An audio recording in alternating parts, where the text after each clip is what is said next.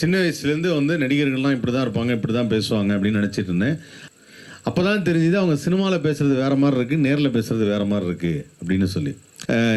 இயக்குனர் இமயம் பாரதிராஜா எத்தனை பேருக்கு தெரியும்? தெரியும் இல்லையா? இப்போ அவர் சினிமாவில் பேசுகிறப்ப எப்படி பேசுவார் அப்படிங்கிறது உங்களுக்கு தெரியும்.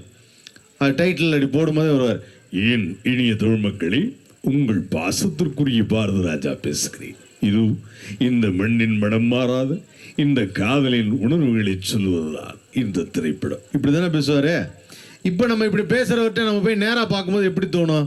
சார் வணக்கம் சார், நான் ஆதவன், நீங்கள் பாரதிராஜா உங்கள் பெரிய ஃபேன் சார் அப்படின்னு ஒன்று.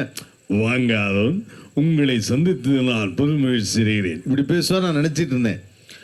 ஆனால் அவருக்கு தமிழில் பேசுகிறத விட இங்கிலீஷில் பேசுகிறது ரொம்ப பிடிச்சிருக்கு. அது நமக்கு தெரியல. நான் நேராக போயிட்டு அவரை பார்த்து, சார் இப்போ நான் கதைகள் பற்றிலாம் கேட்கணும் சார், பாண்டியன்லாம் ஒரு ஆர்டிஸ்ட் இருக்கார், அவரெலாம் நடிக்க வச்சிங்களா எப்படி சார்?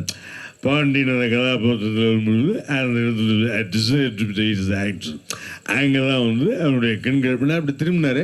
அங்கே ஒரு அசிஸ்டன்ட் இருந்தார், அவர்கிட்ட பார்த்துல கொஞ்ச நேரம் யோசித்தேன். திருப்பி இந்த பக்கம் வந்தார். பாண்டியன் பற்றி நான் சொல்கிறேன், அது ரேவதி எப்படி கேஸ் பண்ணுறேன் அந்த இடத்துல அவர் அசிஸ்டண்ட் கூட, ஐயோ 10 நிமிஷமாக அவர் ஏதோ கேட்குறாரு, அவர் என்ன தான் கேட்குறாருன்னு எனக்கும் புரியலன்னு. வயிறு சரியில்லையான்னு ஜெலிசில் கேட்குறாருன்னார்.